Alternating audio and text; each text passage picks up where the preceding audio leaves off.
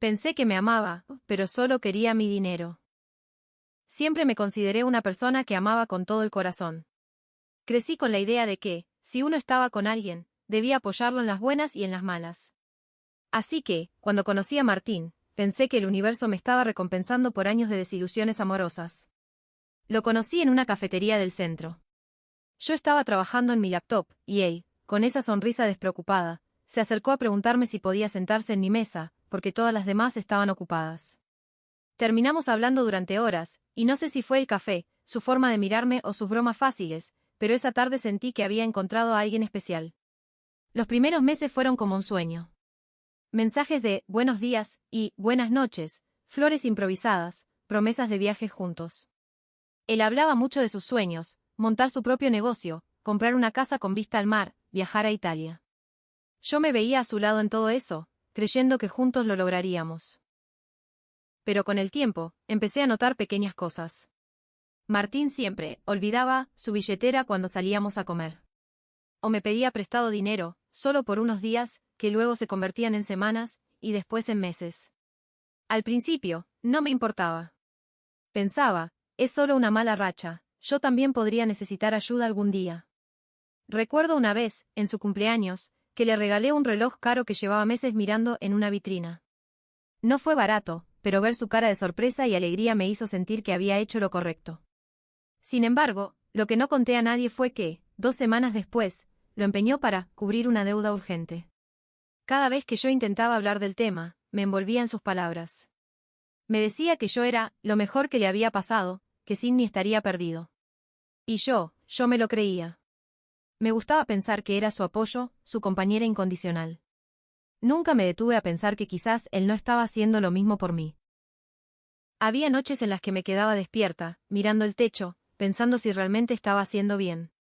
Pero luego él llegaba con una sonrisa, me abrazaba y me decía que me amaba, y mis dudas se disolvían como azúcar en café. Mirando atrás, me doy cuenta de que yo misma cerraba los ojos ante las señales. Cada vez que sacaba dinero de mis ahorros para ayudarlo, me decía que era, por nuestro futuro. Creí que el amor todo lo podía, pero nunca me pregunté si él estaba dispuesto a poner algo más que palabras en la mesa.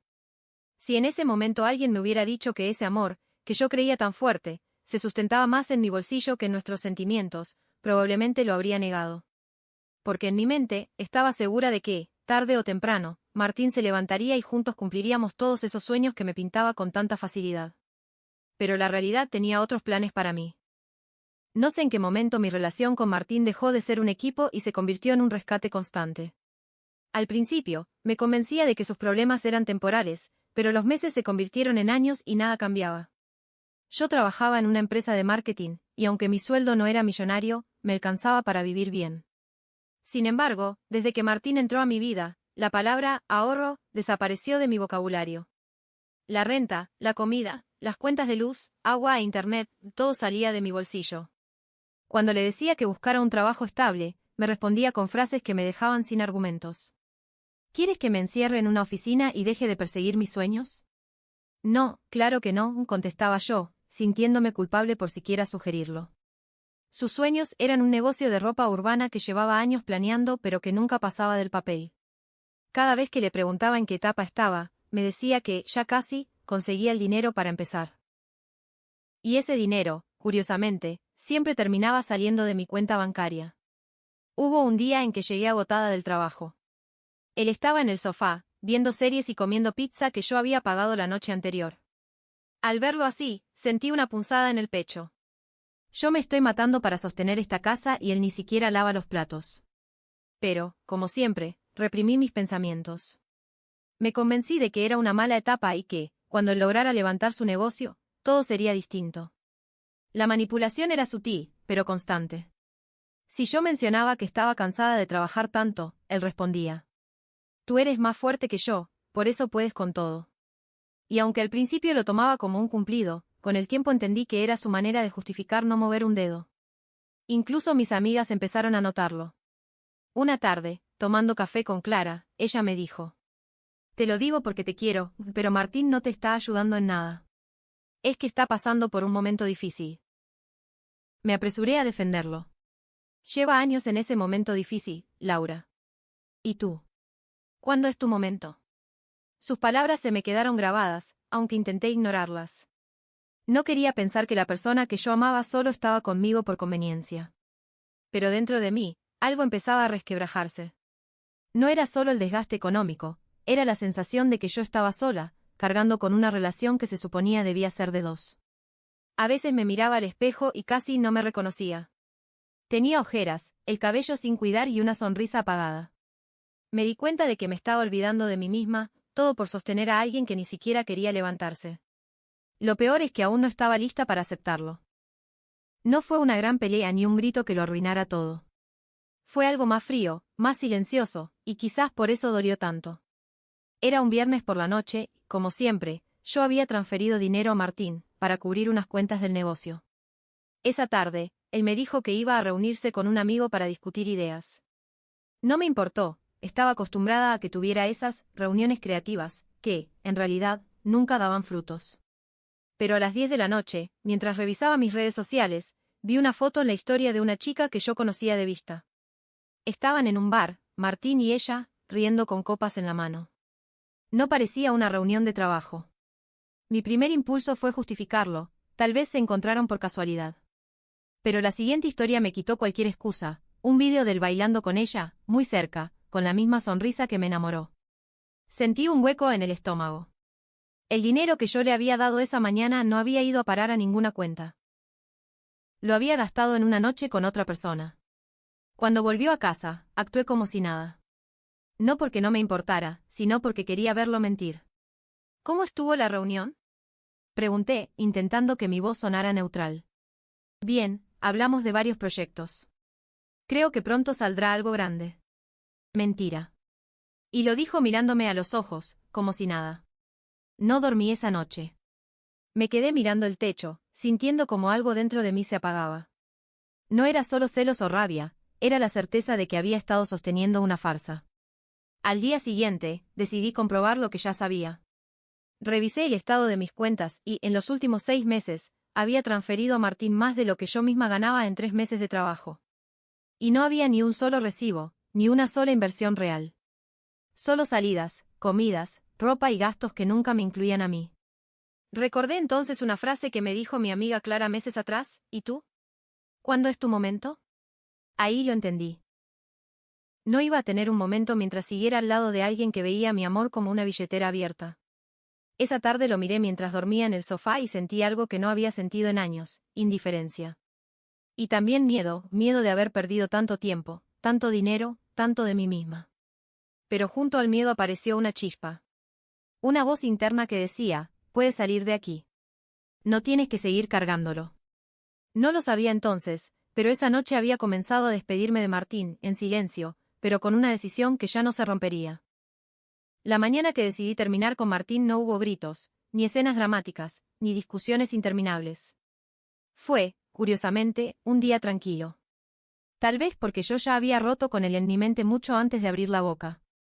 Desperté temprano, y mientras preparaba café, lo miré sentado en la mesa, revisando su celular sin siquiera decirme, buenos días. Esa indiferencia suya, que antes pasaba por alto, ahora me resultaba insoportable. Martín, tenemos que hablar, dije, con una calma que me sorprendió. ¿Sobre qué? Respondió sin levantar la vista. Le conté lo que había visto, lo del bar, lo del dinero. Él intentó negarlo al principio, pero al ver que no caía en sus excusas, cambió de estrategia. ¿Y qué? ¿No puedo salir a divertirme? Siempre estás trabajando y nunca tienes tiempo para mí. Sus palabras no me dolieron, solo confirmaron lo que ya sabía, no había amor, solo conveniencia. No se trata de que salgas, Martín. Se trata de que me mientes y me usas. Y no pienso seguir así. Se rió, como si yo estuviera exagerando. ¿Vas a dejarme después de todo lo que hemos pasado? Sí, dije, con una firmeza que no recordaba haber tenido antes. Me voy a elegir a mí esta vez. Hice mis maletas ese mismo día. No había mucho mío en ese apartamento, irónico, considerando que yo pagaba todo. Mientras guardaba mis cosas, él intentaba convencerme de que me estaba equivocando, que estaba tirando nuestro futuro por la borda. Pero no había un nosotros real. Y por primera vez, lo veía con claridad. Los primeros días después de irme fueron raros.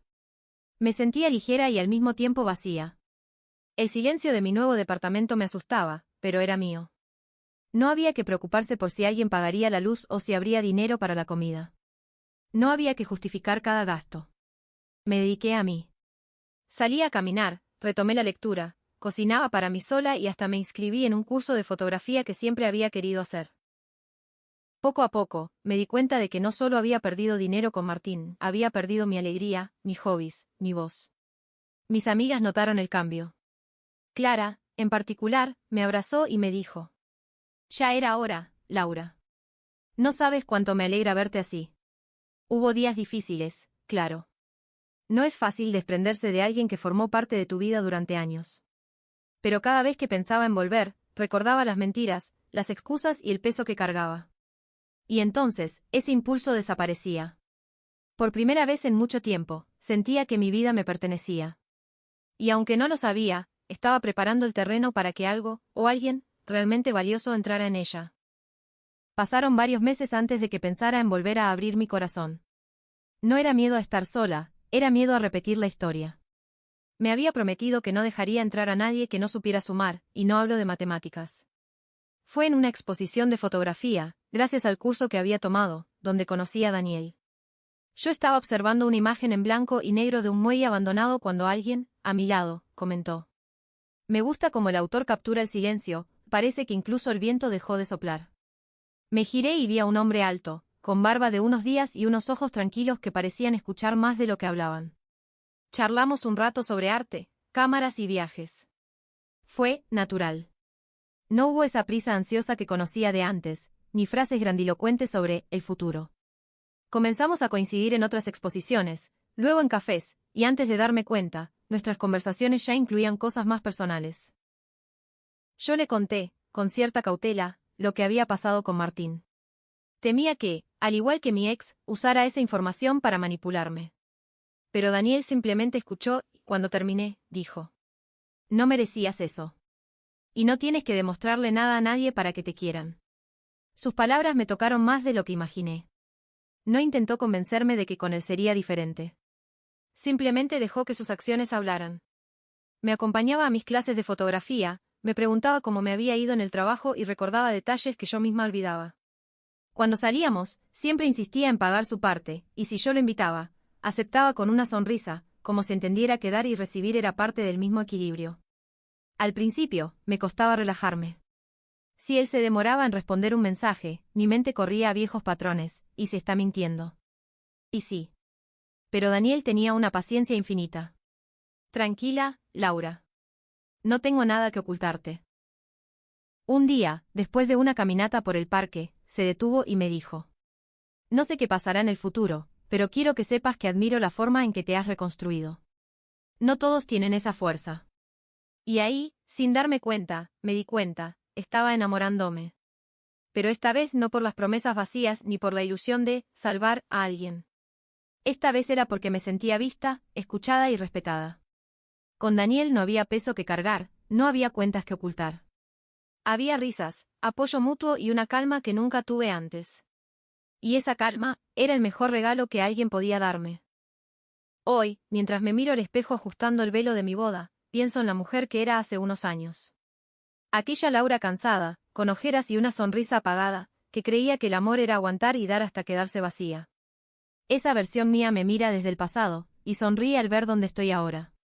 Daniel y yo nos casamos en una ceremonia pequeña, rodeados de amigos y familiares que realmente celebran nuestra felicidad. No hay lujos innecesarios, pero hay algo que para mí vale más: sinceridad y cuidado. Cuando camino hacia él en el altar, veo sus ojos brillar. No es solo emoción del momento, es la mirada de alguien que me ha visto en mis mejores y peores días y aún así me elige. Esa es la diferencia. En la recepción, mientras todos conversan, mi mente viaja inevitablemente al pasado. No con tristeza, sino con una especie de agradecimiento extraño. Si no hubiera pasado por lo que pasé con Martín, quizás no habría aprendido a poner límites, a reconocer mi propio valor, a no conformarme con migajas disfrazadas de amor. Recuerdo tantas escenas que ahora me parecen lejanas, las mentiras disfrazadas de excusas, el peso constante de pagar por todo, las promesas que se deshacían en el aire. Y luego, las comparo con lo que tengo ahora: conversaciones honestas, apoyo mutuo, planes que se cumplen porque ambos trabajamos para ellos. A mitad de la fiesta, Daniel se me acerca y me susurra. ¿Sabes qué es lo mejor de hoy? Que no solo me caso con la mujer que amo, sino con mi mejor amiga. Y yo sonrío, porque eso resume todo. No necesito que me rescaten ni que me mantengan, necesito a alguien que camine a mi lado, que me sostenga cuando flaqueo y me permita sostenerlo cuando lo necesite. Eso es lo que tenemos. Antes de irnos, mi amiga Clara me abraza fuerte. Te lo dije, Laura, tu momento llegaría. Y llegó. Respondo, con un nudo en la garganta. Esa noche, ya en casa, me siento en la cama con el vestido de novia aún puesto. Daniel entra con 2 copas de vino y me pasa una. Brindamos en silencio.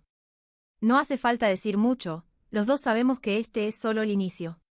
Y mientras choco mi copa con la suya, me prometo algo, nunca volveré a bajar mis estándares para encajar en el amor de alguien. Porque aprendí que quien realmente te quiere, no te hace sentir que debes ganarte su afecto, te lo da, porque sí. Hoy no solo me casé con Daniel. Hoy, oficialmente, me casé con mi propia dignidad.